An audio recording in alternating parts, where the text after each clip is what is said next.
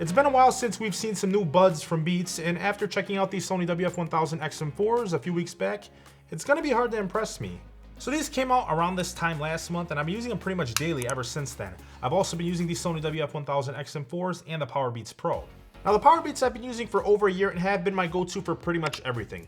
I chose those over the Airpods Pro for the simple fact that you got double the battery life, and you didn't have to worry about them falling out.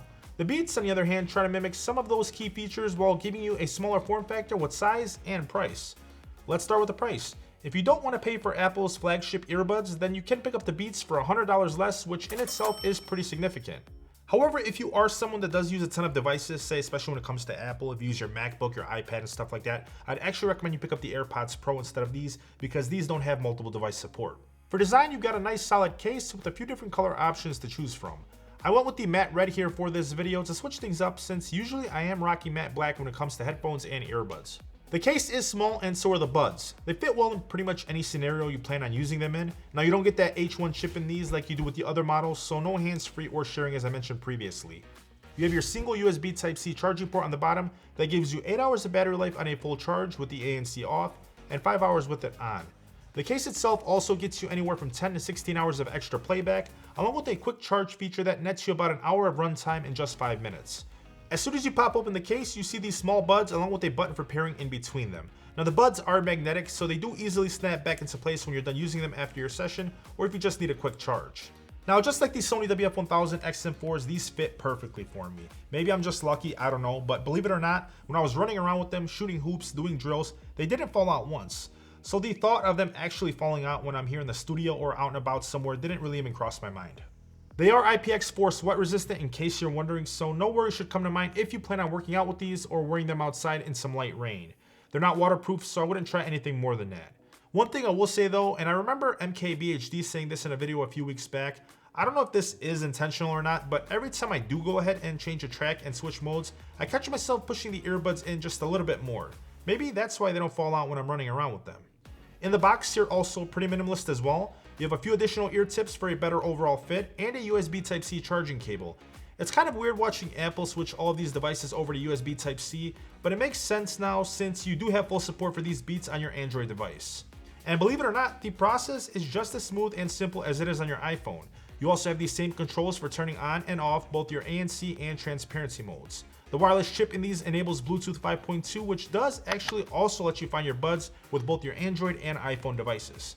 Getting into sound performance, I wouldn't say they're actually anything crazy. For me personally, at this price point, I feel like they sound decent. They're not as good as these Sony WF 1000 XM4s, but they have come a long way.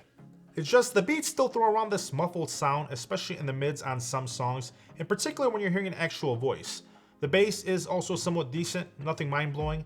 By the way, this isn't anything new with Beats. They've always spent a ton of money over the years on marketing instead of actually making the lineup sound amazing, which is why you saw LeBron wearing these around for weeks before they were actually released. So I'd say overall, yes, the sound quality and performance is decent at this price point, and this is coming from someone who is somewhat of an audiophile, seeing how I've covered hundreds of gaming headsets and regular headphones over the years.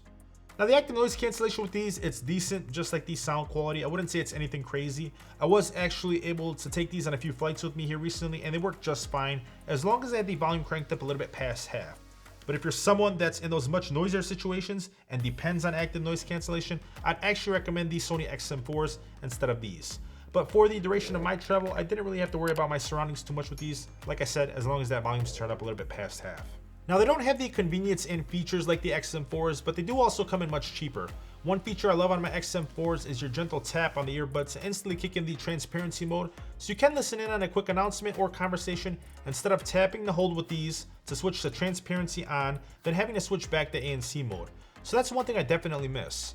But then again, these are much smaller and way less bulkier than my XM4s and the Powerbeats Pro, which makes them a great addition to anyone looking for a cheaper set of buds with features that rival most other earbuds at this price point.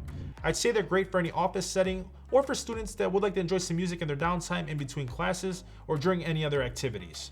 Now, some other things that aren't really a surprise with these is the call quality. It's not the best. Just like any other set of earbuds or headphones I've checked out here in the past couple years, the call quality could definitely use some work with these. They also don't have any wireless charging, which for me isn't really a big deal, but for some people it may be an issue, so I thought I should mention it. If you do want something sleek that does have style for an affordable price point, these make a great gift for yourself or anyone else that can use a pair of earbuds with decent sound quality and functionality.